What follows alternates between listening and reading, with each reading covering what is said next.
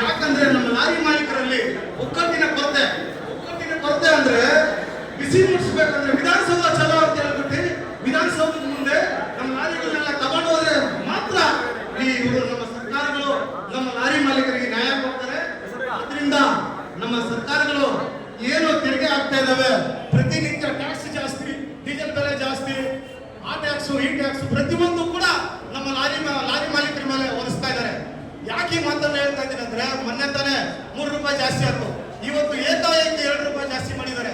ಆದ್ರಿಂದ ನಾವೆಲ್ಲ ಸುಮ್ಮನೆ ಕುಂತಿದ್ರೆ ಈ ಲಾರಿ ಮಾಲೀಕರನ್ನ ಯಾರು ಕೇಳೋರೇ ಇರೋದಿಲ್ಲ.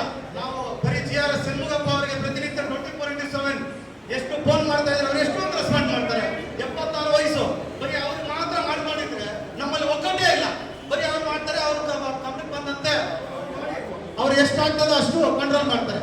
ಈ ಸರ್ಕಾರಕ್ಕೆ ಬಿಸಿ ಮುಟ್ಟಿಸ್ಬೇಕಂದ್ರೆ ವಿಧಾನಸೌಧದಲ್ಲಿ ನಮ್ಮ ಬೆಂಗಳೂರಲ್ಲಿರುವಂತಹ ಟಿಪ್ಪರ್ ಲಾರಿ ಮಾಲೀಕರು ವಿಧಾನಸೌಧ ಮುತ್ತಿಗೆ ಹಾಕ್ಬೇಕು. ಆಗ ಮಾತ್ರ ಈ ಸರ್ಕಾರಗಳು, ಯಾವುದೇ ಸರ್ಕಾರ ನಮ್ಗೆ ಬಂದರೂ ಕೂಡ ಯಾರು ನಮ್ಮ ಲಾರಿ ಮಾಲೀಕರನ್ನ ಉದ್ಧಾರ ಮಾಡೋದಿಲ್ಲ. ಆದ್ರಿಂದ ಹೇಳೋದು ಇಷ್ಟೇ, ನಮ್ಮ ಬೆಂಗಳೂರು ನಗರದಲ್ಲಿ, ಇಡೀ ಕರ್ನಾಟಕದಲ್ಲಿ ಯಾರ್ಯಾರು ಇದ್ದೀರೋ ನಮ್ಮ ಲಾರಿ ಮಾಲೀಕರೆಲ್ಲರೂ ಕೂಡ ವಿಧಾನಸೌಧ ಚಳವಳಿ ಮಾಡೋಣ. ಆಗ ಮಾತ್ರ ನಮ್ಗೆ ನ್ಯಾಯ ಸಿಗುತ್ತೆ ಅಂತ ನನ್ನ GRS ಷಣ್ಮುಗಪ್ಪ ಅವರಿಗೆ ನಾನು ಹೇಳ್ತಾ ಈ 4 ಮಾತನ್ನ ಮುಗಿಸ್ತಾ ಇದ್ದೀನಿ. ನಮಸ್ಕಾರ.